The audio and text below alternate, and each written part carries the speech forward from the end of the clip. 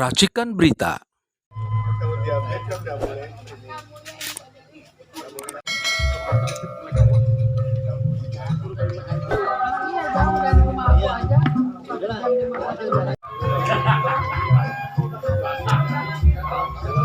Pertama-tama kami mengucapkan terima kasih yang tak terhingga atas kehadiran abang-abang, kawan-kawan, sahabat-sahabat tercinta.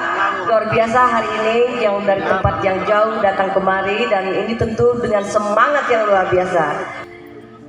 Kita berkumpul hari ini, ada acara family gathering, ada juga kita supaya agak serius, kita akan ada tema diskusi kita hari ini, yaitu jalannya reformasi dan kepemimpinan nasional. Kalau di spanduk ditulis tuntaskan amanah reformasi. Saya juga tanya, kapan tuntasnya ini ya? Perasaan ini amanahnya sudah banyak yang tidak dijalankan, tapi nggak apa-apa, pasti kita bicarakan pada sore hari ini, sehingga nanti kita bisa dapat apa sih yang menjadi kendala, sehingga kita merasa masih tidak puas dengan jalannya reformasi. Bahkan ada yang lebih ekstrim mengatakan reformasi telah mati atau gagal total. Itu yang sering kita dengar. Dan di sini masih banyak kawan-kawan mungkin dengan keresahan yang sama, situasi yang semakin menurut kita demokrasi kita berjalan terseok-seok, dan kalau dibicarakan mungkin arahnya bukan ke arah yang terang, tapi semakin kabur dan gelap. Jadi supaya bikin terang, apa sih yang harus kita lakukan? Itu mungkin tujuan kita bersama di sini. Ya, pasti begitu. Jadi supaya maksimal mungkin kita juga sumbang pikir lah ya, sumbang pikir, sumbang segala, sehingga nanti kita yang hadir di sini bisa juga menghasilkan suatu resolusi yang bisa kita berikan kepada pihak lain, pada Jokowi dan kepada semua yang kita merasa tidak puas, untuk bisa memberikan sesuatu supaya jalannya menjadi lebih baik lagi. Begitu ya Mas Indro? Luar biasa Mas Indro, senang sekali bisa hadir di sini. Baiklah, kalau begitu kita awali dulu supaya jalannya diskusi kita ataupun family gathering kita ini dengan bahagia. Silakan Mas Febi, bagaimana untuk Indonesia Raya? Ayo Bang Pasca, yang keduanya ya, kita berdiri, Bang Yu dan semua audiens, untuk kita bersama-sama dengan khidmat kita menyanyikan lagu Indonesia Raya yang akan dipimpin oleh saudari kita Febi. Silakan Febi. Sini aja. Ya. Mau direkam ini.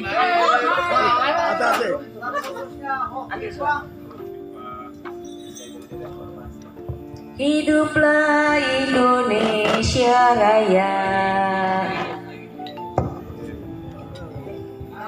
Dua. Indonesia tanah airku, tanah tumpah darahku. Di sanalah aku berdiri, jadi pandu ibuku. Indonesia kebangsaanku, bangsa dan tanah airku. Marilah kita berseru, Indonesia bersatu. Ya, sekarang Sugeng Rawu ataupun kata sambutan dari tuan rumah yang telah menjamu kita, yang telah membuka pintu selebar-lebarnya bagi kita untuk berkumpul di sini, yaitu sambutan dari Mas Indro Cahyono. Kepada Mas Indro Cahyono dipersilahkan.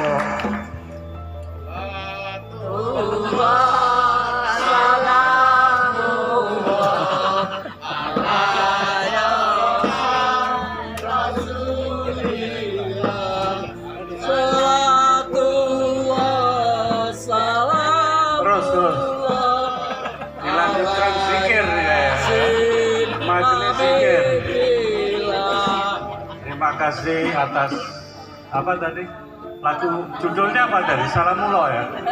Sholatullah. Pertama ini sambutan sebagai tuan rumah aja. Jangan tanya-tanya mau dukung siapa ya.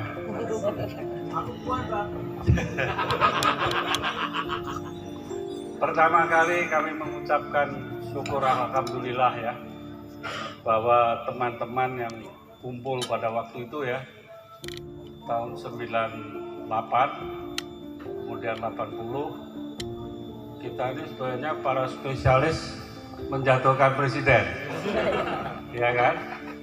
Soeharto, SBY semua kita jatuhkan. Tapi yang ini agak alot gitu.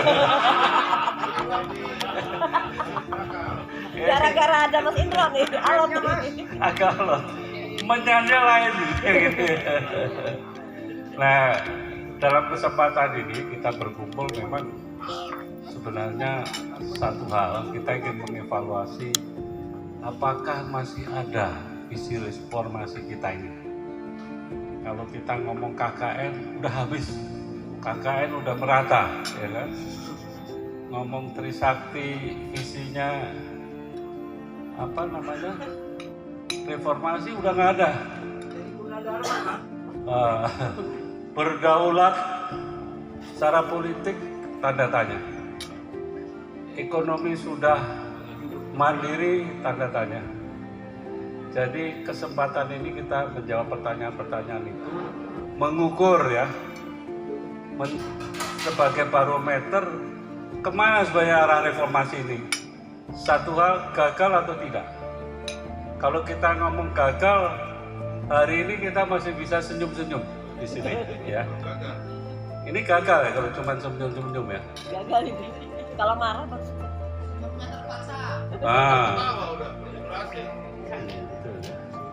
Jadi itulah salah satu hal yang harus kita jawab hari ini. Presiden kita batasi 2 kali pada waktu reformasi. Ini mau 3 kali ya. Ya, tanduk ya namanya. Tampil bahasa Padangnya tambu ciek. Ya. Nah ini bagian yang boleh disikapi gitu. Tapi kalau Desi bilang kapan tuntasnya reformasi, kita berkuasa baru tuntas. Ya.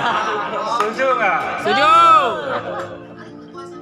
Nah, momentumnya ya tinggal 2024. Tapi kalau Bang Jukur itu cukup ya waktunya ya. 2024. Hanya sekarang kita mau menjadi apa harus siap. Jangan sampai udah ada kekuasaan bingung. Mau jadi apa, akhirnya jadi supplier semua, ya kan? Jadi IO, kontraktor, ini kan nggak benar ini ya. Nah, terima kasih bahwa kita bisa berkumpul. Inilah yang disebut modal sosial bangsa. Modal sosial bangsa, sumber daya politik bangsa, itu dari para aktivis. Negara-negara besar itu selalu ada aktivis ya di dalam pemerintahnya, tapi aktivis yang enggak nagih-nagih kekuasaan, yang berjuang untuk kekuasaannya. Kalau nggak diperhitungkan, kita harus berbuat sesuatu. Jangan kayak sekarang, nggak diperhitungkan, menghajar medsos terus, mau jadi apa? Ya kan, jadi hiburan aja. Bikin podcast ya, sekarang lagi musim ya. Nah, podcast itu sampai mana sih keberhasilannya? Nggak ada, itu jadi barang tontonan semua. Ya, betul. Ujungnya siapa yang kenceng, ngomong kenceng, nanti kompromi ya. Sedangkan kita tuh kan sebenarnya tanpa kompromi dalam menegakkan kebenaran. Betul Pak Kak? Betul. Ya, sedikit. Betulnya enggak? Kurang. Harus semangat. Nah, inilah kira-kira saya kira semua udah mengerti apa yang harus kita bicarakan. Kalau mau dukung-mendukung, sebenarnya bukan forumnya di sini, ya kan? Karena sampai sekarang siapa calon presidennya belum jelas. Mau mendukung, wong ini cuman balon-balon aja. Udah ada DP-nya belum? DP 0. DP 0.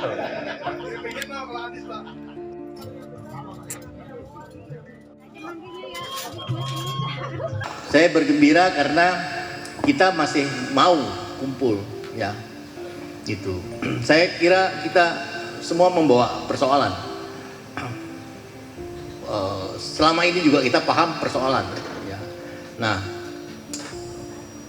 menjadi persoalan baru bagi kita setelah kita tahu persoalan, tapi kita nggak bisa buat apa-apa, ya. Ya, kalau bicara background masa lalu, saya ini aktivis NGO lah. Saya lama di LBH.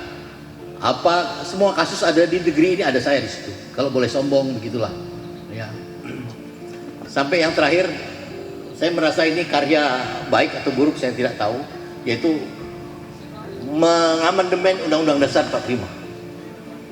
Di saat teman-teman NGO ingin amandemen tapi tidak sepakat dengan DPR dan MPR, kemudian sisi lain ada kelompok TNI yang tetap ingin mempertahankan UUD 45, ya, lewat koordinatornya Pak Trisno waktu itu. Dan saya masuk di posisi tengah. Saya bilang saya mau amandemen, tapi saya butuh legitimasi. Dan satu-satunya legitimasi itu adalah dalam konstitusi kita adalah MPR, gitu. Dan saat itu saya coba ngajak satu orang yang namanya almarhum Andan Budi Nasution. Abang suka amandemen? Iya, suka.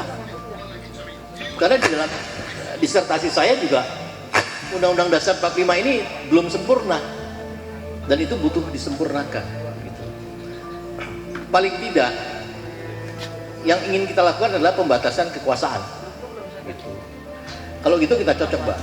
Pertanyaannya, abang masih percaya sama MPR DPR? Bukan percaya, tapi sudah tidak ada lagi alat kelembagaan yang diperlukan, hanya itu, gitu. Karena negara ini bukan punya kita sendiri. Kira-kira begitulah. Saya 2 kali pertemuan, saya bilang, abang kumpulkan siapa, saya kumpulkan siapa. 2 kali pertemuan itu 2 minggu artinya. 1 minggu berhasil bertemu dengan beberapa pihak. Kemudian minggu kedua ketemu lagi, minggu ketiga kami ke MPR. Kira-kira ada 100 tokoh lah waktu itu. Jadi ada akademisi, ada praktisi, TNI-nya 1 waktu itu. Karena saya perlu 1 TNI lah, bahwa TNI masih juga ada 1 TNI yang mau amandemen, kira-kira begitu. Jadi dan ternyata Amin Rais sebagai ketua MPR setuju. Gitu. Nah sekarang amandemen itu menjadi persoalan, gitu. Yang kita butuhkan waktu itu cuma pasal 6 saja, yaitu pembatasan kekuasaan. Saya kira itu selesai, itu di amandemen pertama, ya. Nah di dalam perilaku hukum ini kan ada istilah jurisprudensi. Jadi kalau sesuatu pernah terjadi, maka bisa dilakukan kembali, dan itu diakui, gitu. Walaupun itu tidak diatur, tapi sudah pernah terjadi. Nah itu terjadilah kemudian amandemen kedua, ketiga, dan keempat. Yang ini saya kira sangat merugikan kita-kita yang ingin berjuang untuk demokrasi. Saya kira amandemen pertama itu memang dalam konteks ingin memperjuangkan demokrasi itu. Tapi selanjutnya ya menjadi tulang punggung upaya-upaya ekonomi, kejahatan-kejahatan ekonomi berlindung di balik undang-undang. Itu terjadilah semacam umpamanya perubahan dalam Undang-Undang Minerba, salah satunya itu. Begitu besar kekayaan alam bangsa ini yang kemudian hilang, diambil oleh para konglomerat itu. Nah, yang paling menyedihkan saat ini dan yang kita pahami bersama juga bahwa saya kira ketatanegaraan kita sudah hancur sehancur-hancurnya. Ini yang mungkin bagi kita yang selama ini punya pengalaman banyak memperjuangkan demokrasi, saya kira sudah tidak ada kata diam. Tapi pertanyaannya apakah kita bisa bergerak sendiri-sendiri? Itu pertanyaan. Ya mohon maaf saja kalau kemudian beberapa catatan-catatan di antara kita yang hadir atau beberapa kawan-kawan kita di luar sana yang ada pro dan ada kontra gitu ya. Tapi yang kita butuhkan adalah kesadaran berkonstitusi, kesadaran berdemokrasi gitu. Nah, itu yang mungkin pertemuan-pertemuan yang di Jogja, di Garut dan hari ini di sini itu dalam rangka menjalin kesadaran gitu. Tidak apa-apa Anda dimanapun, tapi selama kesadaran terbangun ya, kemudian itu bagian dari sejarah yang harus kita ukir kembali, ya harus kita lakukan. Nah, saya berharap sebetulnya dalam pertemuan-pertemuan ini itu ada satu solusi konkret ya apa. Tadi ada istilah keberanian gitu ya muncul. Saya kira mungkin itu modal kita. Kalau ditanya pasca apa modal kau nih sekarang? Modal yang tersisa buat saya ada tinggal satu, yaitu keberanian. Sudah. Kalau pemikiran saya kira kita bisa kumpulkan semua ahli-ahli ya kan, yang kritis, baik itu ahli ketatanegaraan, ahli ekonomi dan yang lain-lain. Kalau soal bagaimana mengumpulkan masalah selama rezim, saya kira hampir semua kelompok saya kira buat catatan akhir tahun. Itu masalah semua itu. Ya, dari Papua sampai Aceh ada semua itu. Nah, tinggal dijalan aja, dijaring gitu. Jadi itu menurut kesadaran yang harus kita tumbuhkan kembali gitu. Kita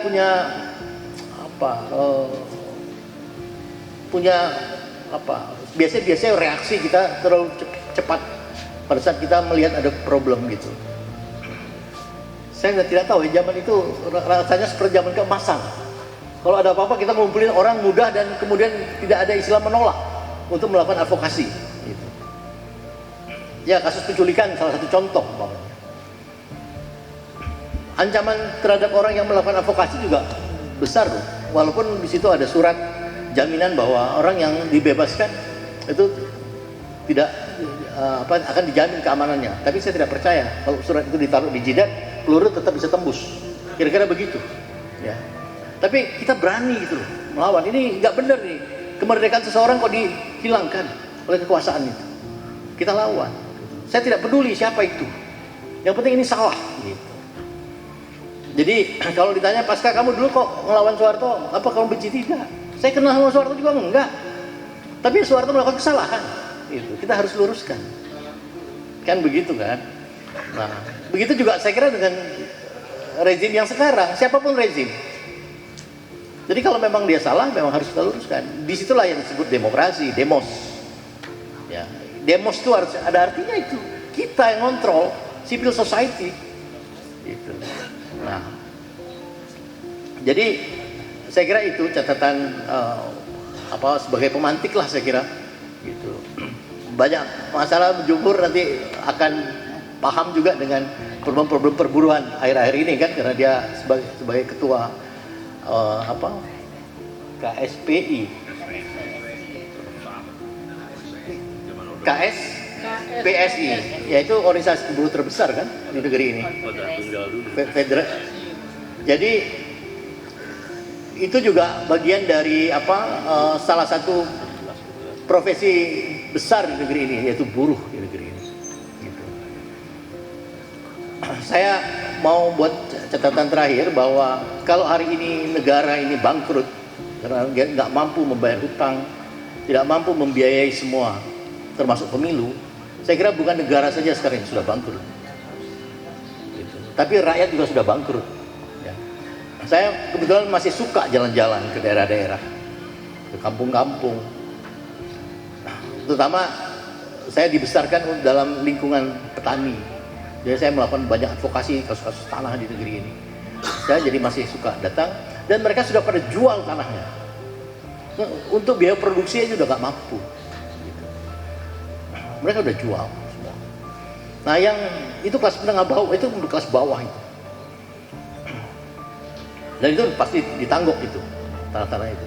Nah, yang kelas menengahnya di desa pun yang biasa nyimpen aset bentuk lain di luar tanah, itu juga sudah dijual-jual. Kalau Anda perhatiin, ini kebetulan saya ada beberapa kawan yang jadi ini the real case ya. Punya toko emas, itu jadi ras. Semua orang datang menjual emasnya hanya untuk hidup. Udah luar biasa. Gitu. Dan kalau pengusaha emas ini tidak mampu membeli, ya menjadi persoalan. Gitu. Dan yang setelah saya eksplor, kira-kira aset-aset tahun berapa yang dijual, ternyata aset-aset yang sudah 10 tahun, 15 tahun yang lalu keluar lagi itu dijual, karena memang sudah nggak punya uang. Gitu. Kemudian satu lagi ya, ini mungkin catatan juga buat Bung Jumur. Ada seorang teman yang memang menjual program namanya Wiggly. Wiggly itu dia memberikan menjual sistem kepada para buruh pada saat dia butuh uang. Saat itu uang itu bisa cair. Kalau buruh minta cash bond itu kan ada prosesnya. Kalau jam 1 pagi dia harus nunggu besok. Kemudian belum tentu di ACC. Nah, tapi dengan Wiggly jam berapapun dia bisa ambil. Nah, nanti disepakati dengan perusahaan. Nah, yang ingin saya ceritakan bukan soal Wiggly-nya, tapi karena dia sudah keliling semua perusahaan-perusahaan di Indonesia, ternyata dalam catatan dia 2 tahun terakhir ini sudah banyak buruh-buruh itu di PHK. Gitu. Banyak sekali. Gitu. Nah, media mainstream kita itu tidak memberitakan. Seakan-akan ini tenang aja. Nah, yang ada itu adalah media sosial yang aspek jurnalistiknya rendah, gitu loh. Terus terang aja, aku hari ini takut kesini karena isu cuaca, ya kan?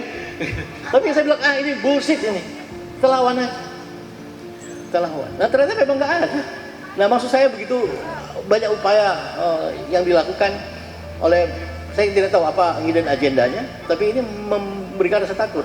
Ya saya aja jadi takut loh. Ya kita biasa menghadapi mara bahaya tapi jadi takut. Tapi maksudnya bukan takut bawa kendaraan, saya tetap mau datang gitu, tapi saya pakai kendaraan umum. Tapi karena posisi agak rumit ya saya bilang mau nggak mau ya rasa takut harus kita hilangkan. Datang aja dulu, nanti kita hadapin lah. Nah, maksud saya upaya-upaya untuk merusak saraf kita ini lewat media sosial itu begitu kuat. Gitu. Tadi Mas Indro bilang, ya kalaupun dia dahsyat mengganggu, tapi apa sih hasilnya? Buat kita nggak ada. Nah, saya sadar juga buat keras-keras di medsos soal kritik terhadap negara atau orang atau menyinggung nama orang, kita kena ITE, ya kan? Kalau tidak menyebut langsung tidak puas. Gitu. Jadi nggak ada, akhirnya memang nggak ada guna. Jadi kalau ibarat berani itu konyol, kita konyol lah, kita nggak mau konyol, kita nggak mau. Jadi kalau memang ada risiko ya kita hadapi, tapi itu bukan karena konyol. Jadi saya ingat kalau dulu saya mahasiswa, saya didoktrin ya oleh senior saya, sikap manusia itu ada 5, kira-kira begitulah. Saya masih ingat itu. Yang pertama itu apatis. Apatis itu artinya kamu tidak tahu, kamu tidak berhitung, dan kamu tidak berbuat. Itulah apatis. Nah, yang kedua itu ragu-ragu. Ragu-ragu itu artinya kamu tahu, tapi kamu tidak mau berhitung, dan kamu tidak berbuat. Nah, yang ketiga itu berani. Berani itu artinya kamu tahu, kamu berhitung, dan kau berbuat terhadap hasil hitungan. Inilah berani. Ya? Makasih. Aku agak bersemangat ini. Nah, yang keempat itu sikap manusia yang nekat. Nekat itu dia tahu. Ini kebalikan dari ragu-ragu. Dia tahu, dia tidak berhitung, tapi dia berbuat. Pokoknya ikut-ikutan aja lah. Gitu. Ini nekat aja nih.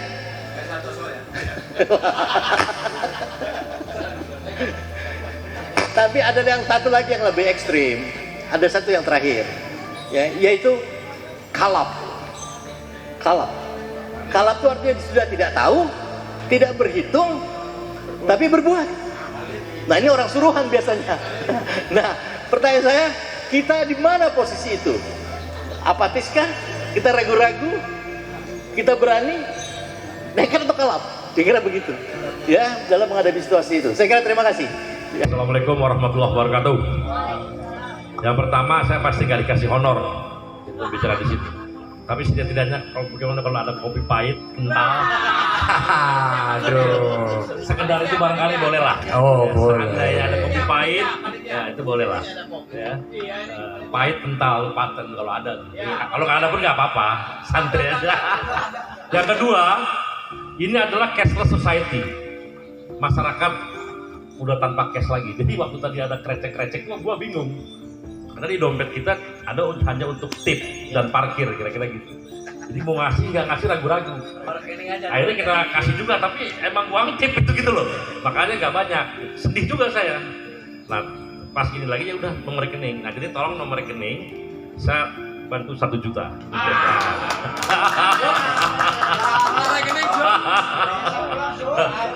Karena berbau travel tadi. Berbau travel. Dia naik travelnya itu tadi cuma dari Cikarang. Jum, yang di sana dari Malang sampai ke dia itu enggak Jum? Yang ketiga, ada statement kita udah usia, umur. Saya sangat tidak setuju dengan itu. Karena baru beberapa bulan lalu, saya demonstrasi besar di Jakarta bareng dengan Bang Yus. Ini usia 76 tahun itu. Sama-sama kita Bang ya. Jadi 76 tahun masih demo bareng. Jadi ternyata umur yang 50-60 itu ya masih muda dong kalau gitu. Jadi nggak ada alasan kita untuk tidak berdemo kalau memang ada panggilan untuk berdemonstrasi. Kira-kira begitu ya. Oke. Jadi Bang Yus contohnya. Nah, yang keempat ini mungkin baru materi.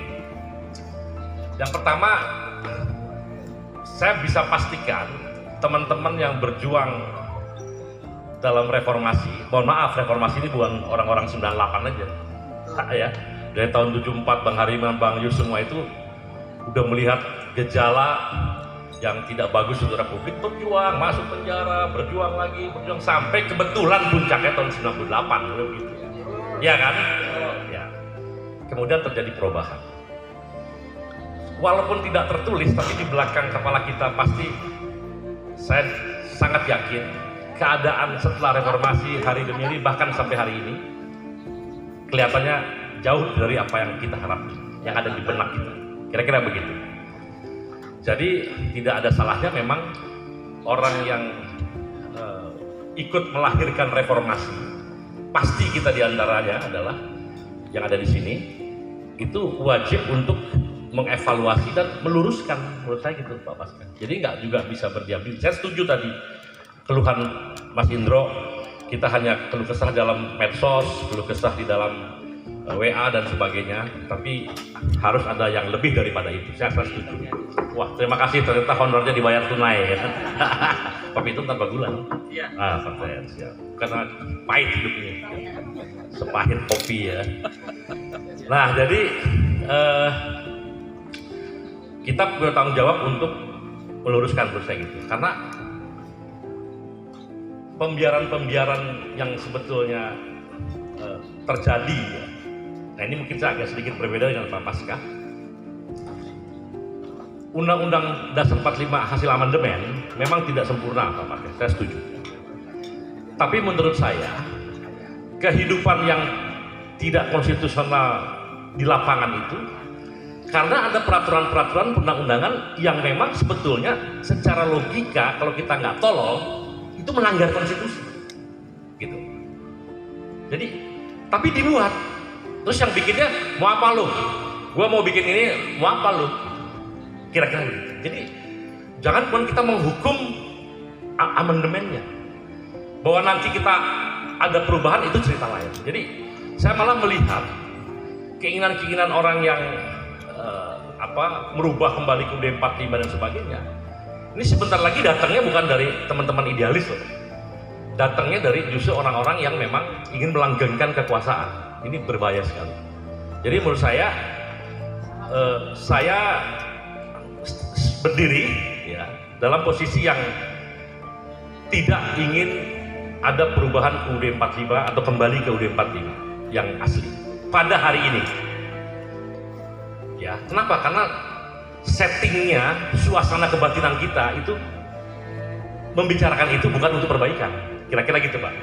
Ada yang ingin perpanjangan masa jabatan, ada yang ingin 3 periode, ada yang ingin lebih gampang menguasai presiden melalui MPR. Beli anggota MPR jauh lebih murah ketimbang kampanye untuk berpuluh-puluh triliun di lapangan. Lebih baik anggota MPR aja, ada berapa? 570 orang, berapa? 700 sekian orang, 350 orang kita bayar misalnya begitu, dia dapat presiden. Banyak yang berpikir seperti itu sekarang. Jadi dibandingkan dengan dia harus capek-capek dari desa ke desa untuk memenangkan suara. Padahal potensi aktivis berkuasa itu hanya mengandalkan itu.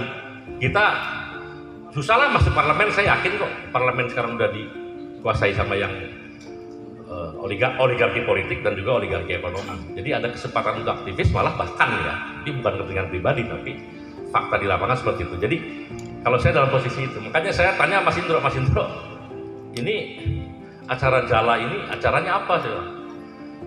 Ada nggak yang pro perpanjangan masa 3 jabatan dan 3 periode itu hadir? Kalau ada, usir saja.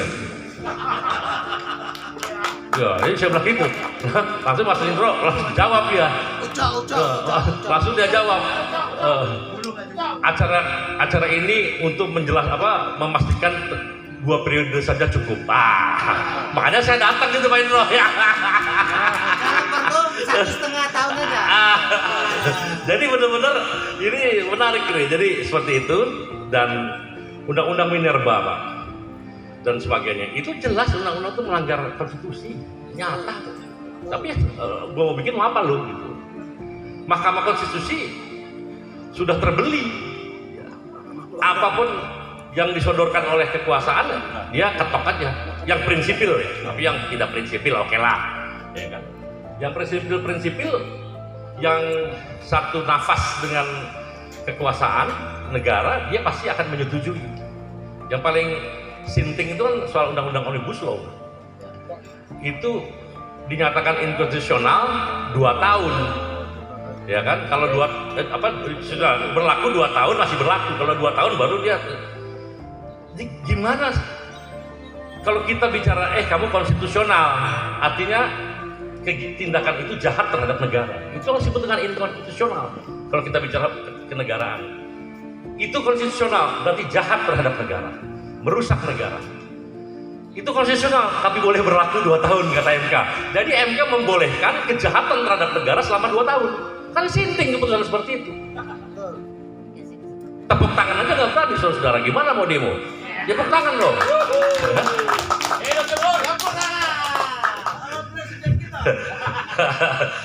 Jadi gitu. Jadi menurut saya sih pengen banget kalau mungkin ya acara seperti ini.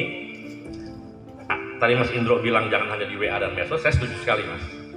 Mungkin harus ada resolusi dari pertemuan ini. Gak apa-apa. Sejarah akan mencatat pertemuan yang diinisiasi oleh Saudara Inam, walaupun dari Jogja jauh-jauh menyelundup ke Jakarta bersama Mas Indro, tapi menjadi bukti sejarah akan menjadi perlawanan terhadap orang-orang yang ingin mengganggu konstitusional. Mudah-mudahan bukan hanya tercatat, tapi ikut berjuang juga gitu loh, iya kan, gitu loh. Jadi gitu Mas Indro tercatat. Jadi langkahnya apa? Bisa datangi MPR, datangi ketua-ketua partai, datangi apa terhadap apa yang benang merah perjuangan reformasi yang terhianati. Kita bicara aja. Salah satunya apa-apa semua kita sebut. Jadi harus menurut saya seperti itu. Apalagi ya? KPU misalnya. KPU. Ketua KPU. Enggak KPU Pak. KPU itu menurut saya nih jujur aja. Itu nggak ada yang lebih fair selain kalau anggotanya itu perwakilan partai politik. Nggak ada yang lebih fair. Iya.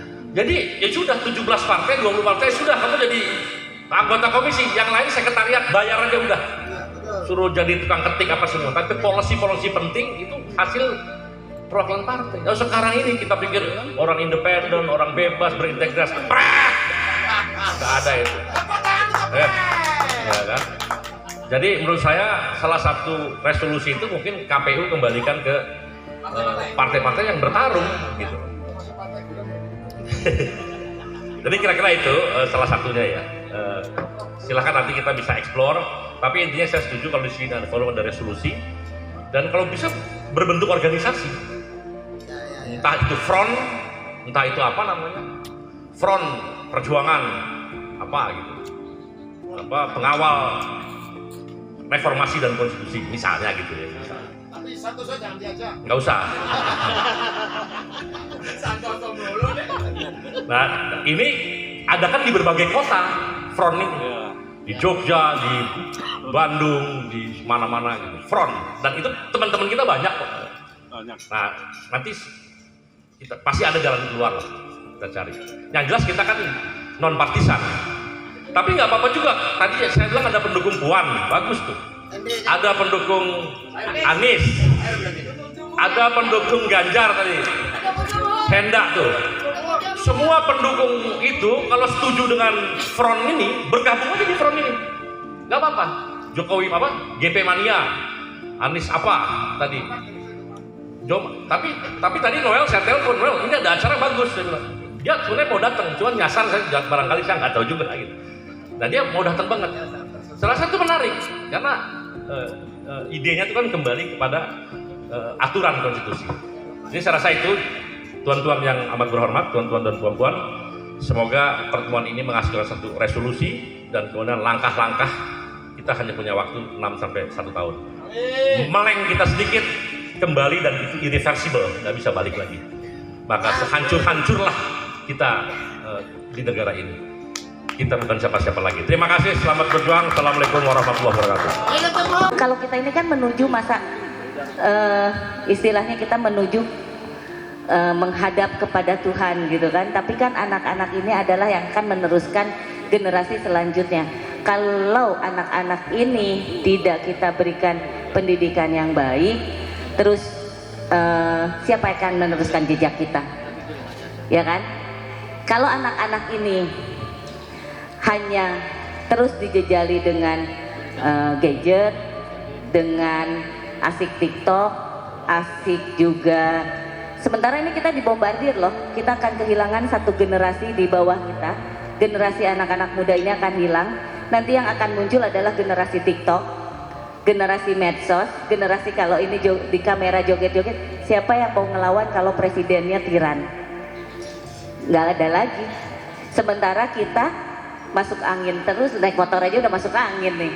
Yang terpenting adalah bagaimana kedepannya peraturan-peraturan pemerintah, undang-undang yang tadi kita bicarakan itu bisa menjamin hak pendidikan untuk anak-anak kita ke depan.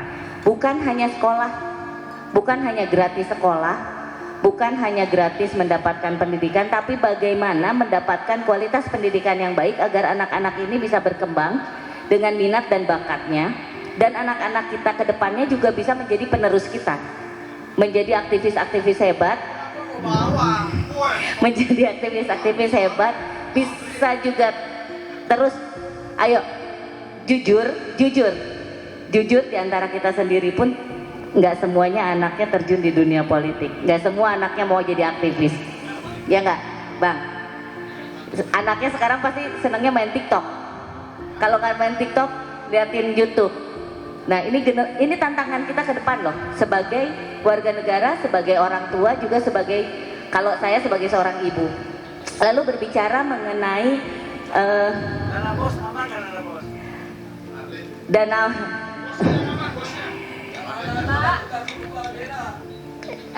Lalu kita berbicara mengenai pergerakan perempuan.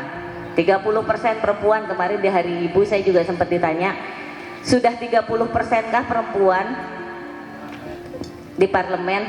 Itu jauh banget. Bayangkan Indonesia itu ranking 6 di Asia Tenggara. Di Asia Tenggara loh, bukan di dunia. Dengan jumlah anggota parlemen perempuan, berarti itu masih jauh di bawah negara-negara lain. Jadi memang perempuan itu untuk di dunia politik ini, di parlemen, entah itu di KPU, di Bawaslu, itu semua masih ada di bawah. Presiden perempuan itu juga kemarin kan waktu Megawati sebenarnya hanya satu kebetulan. Satu kebetulan aja. Sebetulnya nggak juga tuh harus jadi presiden. Itu satu kebetulan aja. Kalau presiden perempuan, bagi saya pemimpin itu bisa perempuan, bisa laki-laki, tetapi yang penting dia harus bisa memenuhi kesejahteraan rakyatnya, bisa memenuhi, kalau misalnya dia pun laki-laki tapi dia tidak diskriminasi terhadap gender. Kalaupun dia perempuan, kalau dia tidak bisa menyuarakan atau dia tidak bisa memperjuangkan dan tidak mempunyai kesadaran gender juga buat apa gitu kan. Itu sih. Tapi yang paling penting untuk berbicara mengenai reformasi sebagai salah satu pelaku sejarah di 98, saya menyatakan bahwa reformasi ini masih jauh dari harapan, masih sangat jauh dari harapan.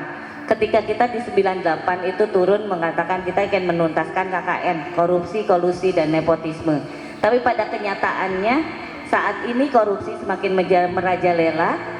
Kolusi, kalau lu bukan darah biru lu nggak akan jadi siapa-siapa di partai. Kalau lu tidak punya koneksi di pemerintahan lu nggak akan bisa jadi siapa-siapa. Nepotisme juga semakin kental, malah semakin kental. Bayangkan presiden, anaknya wali kota, mantunya wali kota.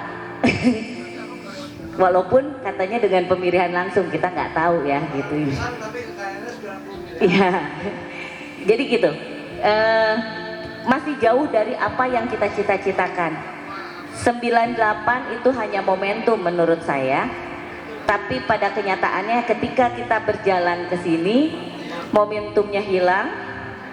Yang ada bahkan teman-teman yang berjuang di 98 sekarang ikut serta dalam proses menjadi pelaku Orde Baru. Karena menurut saya Orde Baru itu bukan hanya satu masa, tapi adalah watak kekuasaan yang tiran, watak yang korup, watak yang kolusi. Jadi Orde Baru itu adalah watak. Jadi kalau misalnya kita melihat apakah persamaannya pemerintahan sekarang dengan Orde Baru, ya nggak ada bedanya. Jadi nggak ada bedanya. Mungkin dibalut dengan wajah baru, tapi wataknya tetap watak Orde Baru.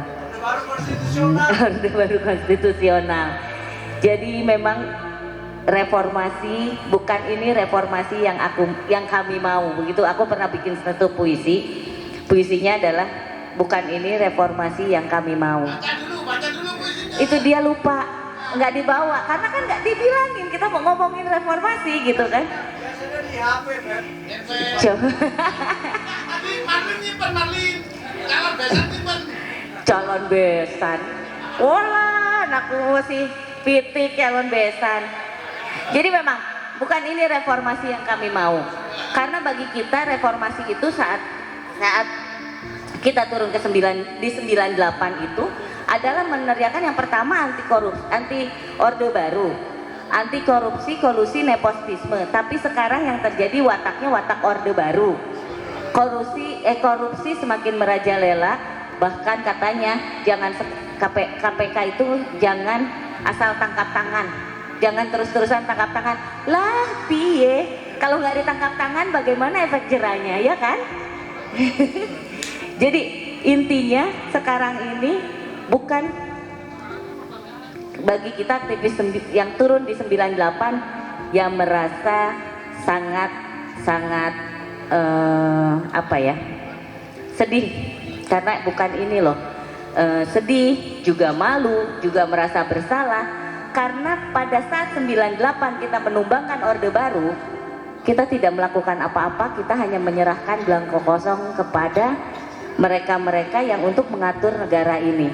Seharusnya kita ambil, kita rebut kekuasaan dan kita jadikan seperti apa yang kita mau. Pada saat 98 itu kita jatuhkan Soeharto, tapi kita nggak tahu kita mau ngapain. Akhirnya yang ada jadinya malah seperti ini. Harusnya dulu Mas Indro bilangnya gini sama kita angkatan 90-an. Rebut kekuasaan sekalian gitu Mas.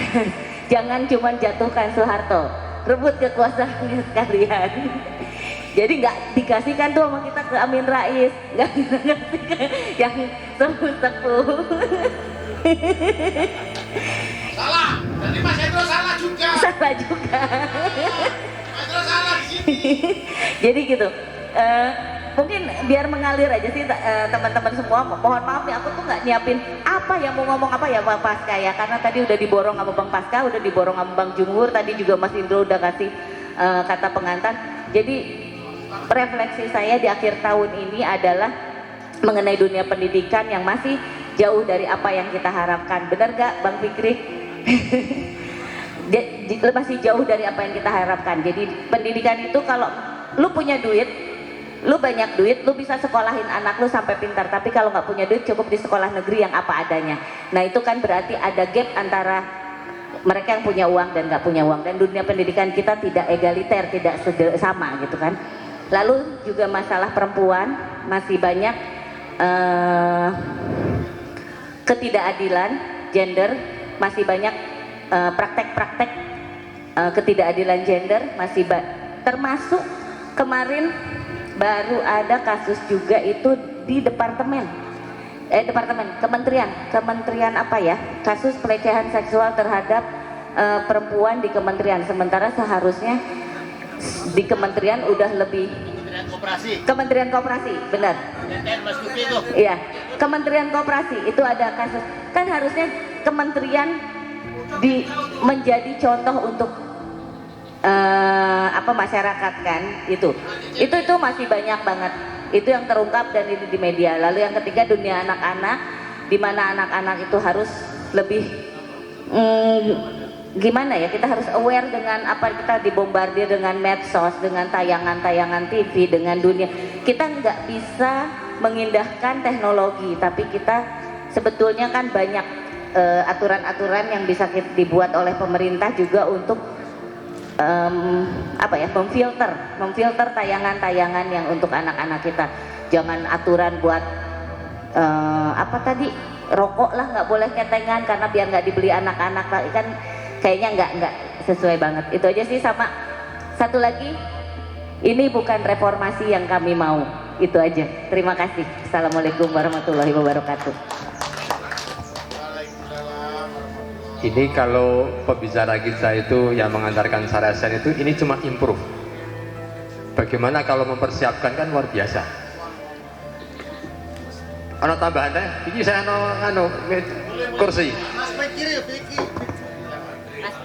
Fikri, Mas Fikri. Bung Fikri, wah dia kan penjaga kompresor, dia di belakang sendiri. Chandri. Ini udah ya? Tapi di sini dulu. Nah itu boleh tuh. Ini jemur, dia izinnya karena mau merokok dia. Wah, izin tidak merokok. Ngapain di sini? Ini 5 menit di sini mau. Assalamualaikum warahmatullahi wabarakatuh. Mau DJ. Karena forum ini adalah forum lintas angkatan, kita harus jujur mengatakan bahwa sejak 66, 74, 78, 80-an sampai ke 90 bahkan 2000 ada kesalahan mendasar yang tidak dilakukan oleh senior. Senior salah, harus kita akui. Karena begini, menurut saya, ya kan, dalam gerakan itu juga harus ada begawan-begawan penjaga moral gerakan. Sementara yang kita lihat adalah ketika bergantinya sebuah rejim di mana aktivis ada yang terlibat di dalam, kemudian mengambil posisi berjarak dengan kekuasaan, akhirnya yang lain ikut tawar-menawar di luar. Yang terjadi hari ini juga demikian. Ada aktivis di luar yang menjaga moral kawan-kawan, ada di dalam yang menjual kawan-kawannya. Saya yakin betul di sini banyak dari kita di sini pernah menjadi relawan Jokowi. Kan? Pernah. Febi, Uco, ya kan? Saya sendiri, Marlin, Mas Indro. Yang Bang Jumhur, ARM, ya kan? Awan Prabowo. Saya sendiri mungkin yang paling lengkap mendukung Jokowi sejak dia mencalonkan diri sebagai gubernur DKI. Namanya juga pemain. Wah, garis partai ya Wayan. Makanya bajunya kotak-kotak. Nah, jadi ketika kegamangan kita dapatkan hari ini, kita akhirnya kemudian menuduh Jokowi, menuduh Mega, menuduh Gus Dur, menuduh Habibie. Padahal di antara kita juga ada orang-orangnya Habibie, ya kan? Sekarang pertanyaannya kembali ke laptop, tuntaskan amanah reformasi. Ini gara-gara Marlin sebenarnya sama Pijar. Ketika kita teriak revolusi di jalanan, Pijar tetap reformasi. Yang menang Pijar, ya kan? Hendrik jadi komisaris, semoga dia cepat sembuh, ya kan? Jadi kita sendiri nggak pernah bisa menentukan apa sih yang menjadi strength point kita. Ini yang paling penting menurut saya, ya. Sekarang ini kita harus tentukan di forum ini, mungkin forum terakhir buat kita semua, karena kita bekerjaan dengan umur kita masing-masing. Pilihannya siapa Ganjar? Pilihannya kita mau perubahan atau pergantian. Nanti siapa Ganjar? Kalau perubahan kita tunggu aja 2024. Ganjar. Hah? Pergantian sama juga 2024. Gulingan. Ya kan? Kita tentukan dulu kita mau merubah atau kita mau mengganti. Kalau perubahan bisa nggak kita pastikan sebelum 2024 Jokowi jatuh? Dekret. Itu satu. Mau lewat apapun, mulai pimpin kita, oke, kita siap dipimpin. Bang Jumhur mau pimpin kita, Bang Indro mau pimpin kita siap. Begitu. Kita tinggal apa lagi sih? Ada ribuan aksi kita lewati bersama. Tapi kita nggak pernah menang. Apa? Karena tadi itu nggak ada yang menjadi penjaga moral kita. Moral itu orang mana ya? Orang itu kantong. Jadi titip nih, Marlin. titip. Nanti resolusi kita apa? Pergantian atau perubahan. Kalau kita nggak selesai di situ, udah nggak usah bicara apapun. Kita tidur aja, kita tunggu aja apa yang mau terjadi di Republik ini. Oke. Yang kedua, kalau kekuasaan ini jatuh atau dia berganti, ya, atau ada perubahan kepemimpinan nasional, kita harus bisa memastikan, ya, manakala ada presiden yang terindikasi melanggar hukum, ya, kita harus bisa memenjarakan dia, paling tidak kita usir dari Republik ini. Ya, betul. Jauh juga menjadi pelajaran buat kita di sini. Di belahan dunia lain, presiden terusir dari negerinya. Mau ijazah kayak mau apa, nggak urus. Pokoknya kalau dia nanti, kita sudah pernah mengalami sebuah proses hukum di mana Soeharto mampu diadili, ya kan? Persoalannya Soeharto nggak masuk penjara urusan lain. Tapi setelah kejadian pertemuan hari ini sore ini, kita jauh-jauh datang, meninggalkan keluarga, meninggalkan semuanya. Kita hadir di forum ini untuk bohong, lu nggak ninggalin keluarga. Bawa anak. Bawa anak. Apa itu? artinya gue meninggalkan privilege gue berkeluarga. Dan kita semua meninggalkan itu loh. Anak gue lagi jalan-jalan. Itu urusan kau. Artinya kita harus memastikan bahwa ke depan harus ada presiden yang kita adili. Karena presiden-presiden ini enak benar hidupnya, berbuat semena-mena untuk rakyatnya, melanggar konstitusi, melanggar hukum, tapi mereka tidak pernah kita hukum. Salah Megawati. Hidup Puan. Dapat rumah ya kan, itu nanti Wayan. Kita belum ada kesempatan perubahan atau pergantian. Kalau pergantian ya, kalau pergantian gue ikut Puan. Cari sebab akibatnya. Kalau perubahan gue ikut jalanan, gitu aja kan sederhana. Perubahan ikut Puan juga dia sebenarnya. Jadi kita pastikan dulu deh, pemilu atau revolusi itu aja sebenarnya. Tapi kita selalu takut pada teriakan revolusi itu. Yang berani sekarang tinggal Bang Jumhur. Hidup Jumhur. Tapi Maksudnya jumhur ulama. begitu gua mau jadi pengacaranya Bang Jumhur, pagi-pagi gua udah nongkrong di Polri, ada yang bisikin, jangan. Tenri itu pengacaranya Jokowi, sial. Iya, akhirnya gua terlempar gak jadi pengacara Bang Jumhur. Padahal kan gua berhutang budi sama beliau. Gitu. Nah, jadi kita harus punya kepastian dalam forum ini. Capek juga tiap-tiap kota kita komporin, Bang. Abang punya duit berapa? Banyak. Masukannya juga banyak. Bang Fikri, Bang Yus, udah jauh-jauh. Kalau cuma hasilnya nggak jelas, ngapain ya Bang ya?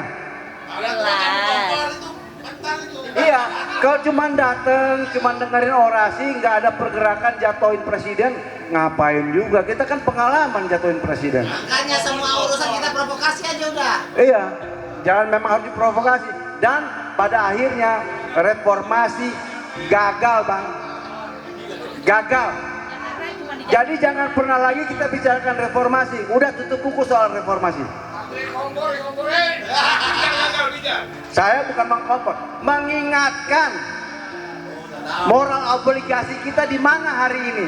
Kalau cuma sekedar ngumpul-ngumpul makan-makan, Bang Jumhur masih bisa, ya kan? Yang dari manapun masih bisa lah, gitu. Oke? Jadi pastikan dulu kita mau perubahan atau pergantian. Wallahu muwaffiq ila aqwamit thoriq. Assalamualaikum warahmatullahi wabarakatuh. Saya tergelitik sama kata kunci dari Jumali tadi dan juga dari Mas Indro. Yang pertama dari Mas Indro tadi untuk mengukur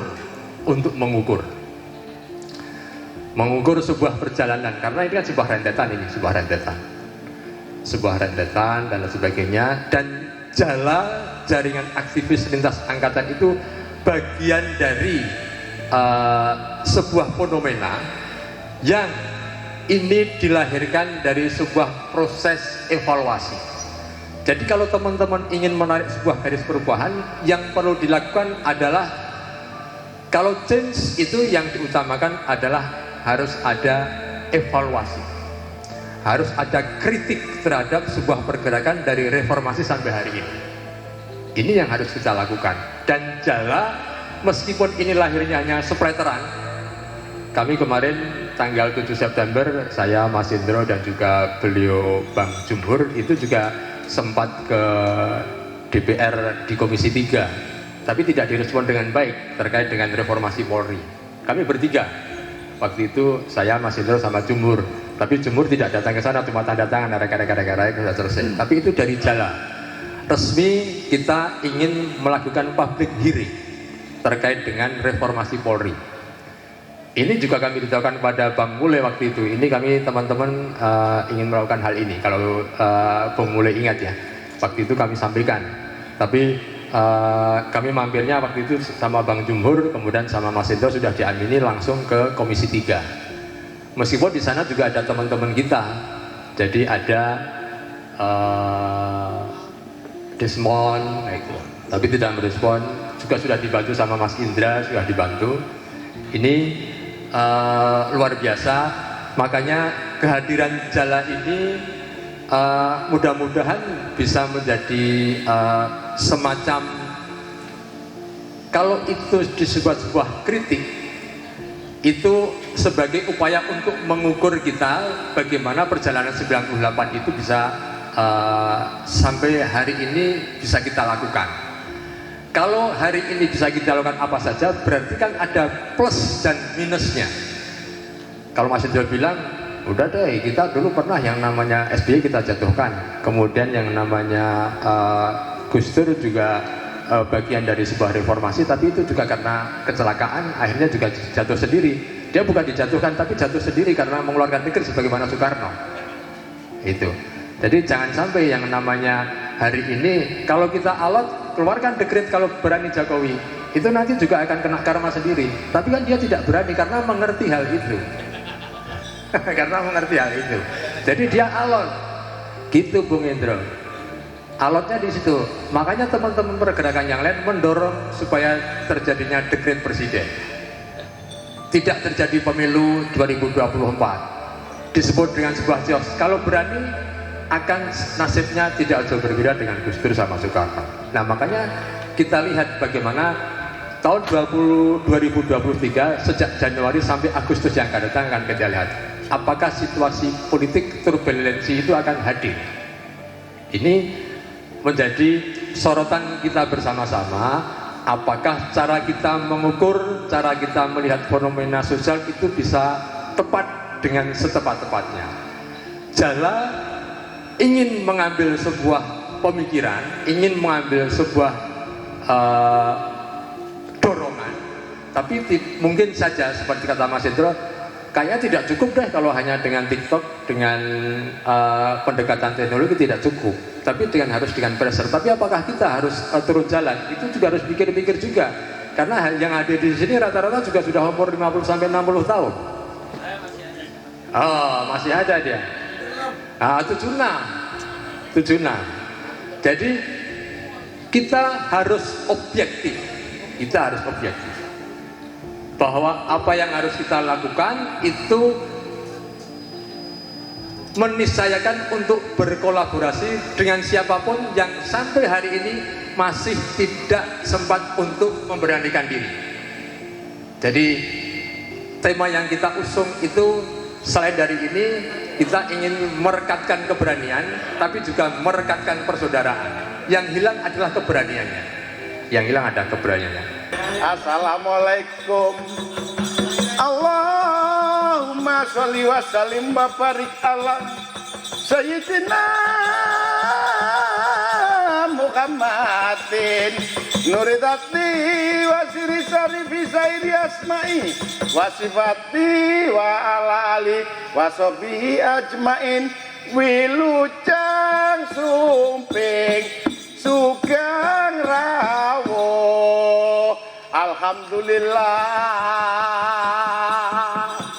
Alhamdulillahirabbil alamin wassalatu wassalamu ala asrofil anbiya'il wal mursalin Sayyidina Muhammadin wa ala alihi wa sahbihi ajmain.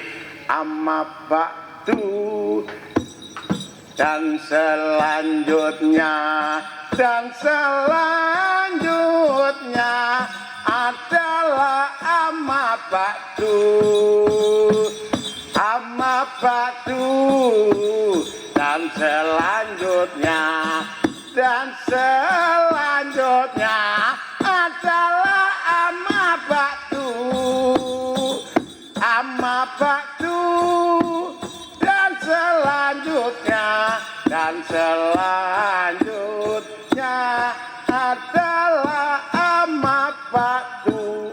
Apapun yang diisi secara konstruktif, wasilah pada Kanjeng Nabi Rasulullah, Gusti Allah pertama, Kanjeng Nabi, terus sahabat, Jamil Anbiya Mursalin, semua guru kita semuanya. Setelah itu kita hormat pada semuanya. Kepada 74 orang tua sudah, ilan nafsi sudah, sampai orang tahu pernah ke orang tua. Orang tua sampai pahlawan di Kalibata. Hormat Fatihah ya. Santoso, saya ingatkannya sebagai kawan. Gitulah. Nah itu. Setelah wasilah itu konstruksinya adalah istighfar dalam benar, kemudian isinya itu adalah amma ba'du. Apapun isinya di reformasi ini seperti tuntaskan amanah reformasi. Kita nggak tahu detailnya apa, kita dipotong 80-an, 78, 74 dipotong oleh generasi yang berikutnya. Akhirnya ya kayak ngene iki gawe reformasi maneh, reformasi tuntaskan. Ini ada kelemahan kita juga, kepotong oleh generasi berikutnya sehingga tidak nyambung. Banyak generasi berikutnya jadi relawan kemudian masuk ke ring 1 ke menjadi komisaris dan sebagainya. Ini kok nggak jadi semua padahal tokoh semua. Wallahu alam. Amma ba'du. Dan selanjutnya, tetapi kita harus tahu beberapa kawan sebelumnya juga masuk di ring kekuasaan. Hari ini juga bungkam.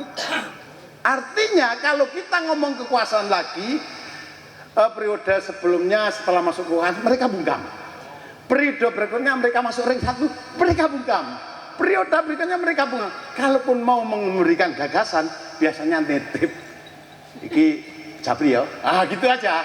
Iki nomor rekening berapa? Itu di forum-forum biasa nitip. Siapa yang pernah masuk kekuasaan, saya hormat agar membuka diri untuk saya yang tidak pernah masuk kekuasaan. Oke. Ama batu dan selanjutnya adalah ama batu.